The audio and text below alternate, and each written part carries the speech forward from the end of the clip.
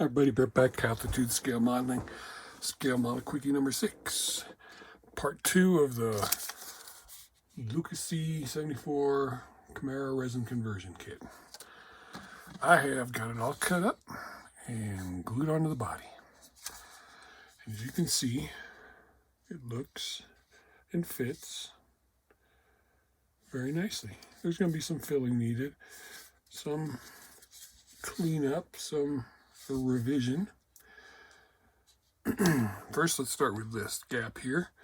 I'm going to put up some pictures, but you can see this seam line right here is very pronounced on all 74 Camaros, so you don't really need to fill that all that much. This one on 74 Camaros, as you can see from the picture, the yellow one goes up at an angle like this. So you'll need to fill this seam line and then put in another one. Most of the Camaro pictures I've seen, it's very faint, but on the yellow one, as you can see, or the red one, it's very pronounced.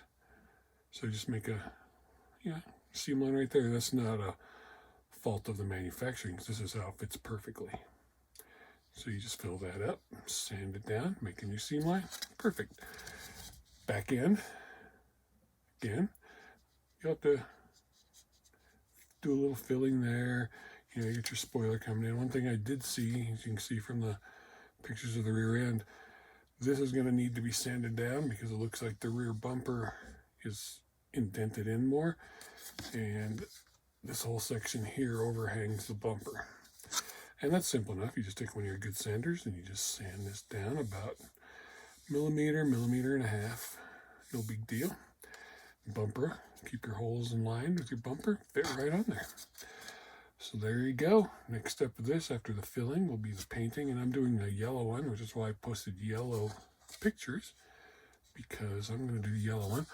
I've got 74 Z28 pictures coming in from Ray's Kits. He does great decals of classic cars, and he had the 74 Z28 decals. I'm going to have to source the rear spoiler because the 70 kit I'm using doesn't have the same type of spoiler, but I've got plenty of those.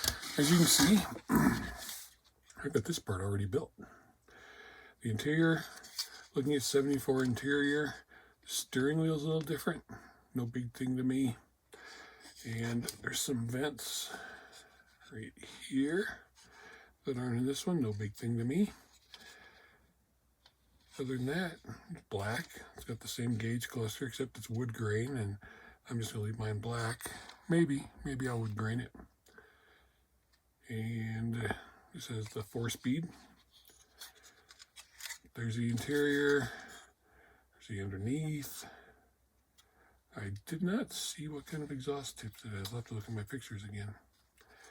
This is all ready to go. I have test fitted it into here, and it fits perfectly up into the point where when I do another one, I won't put the nose on until the body's on, because the radiator I'm going to have to take off and put it in and then attach that way. But again, not a fault of the resin.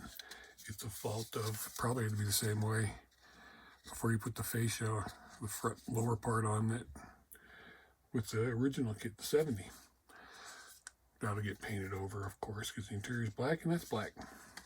So there you have it. These are actually tires and wheels that came with the kit. I just put a little smoke down on there to blacken them out so they weren't so chrome. Those are going to be perfect tires. Not factory tires, but in the 70s, everybody I knew put on either ET slotted mags or Krager or American racing wheels. So there you have it. I highly recommend this, and I'm going to be getting another one as soon as Luka makes them available at Andy's. Thanks for watching this scale model Quickie. I highly recommend you get you some resin and start cutting up a model. Bye for now.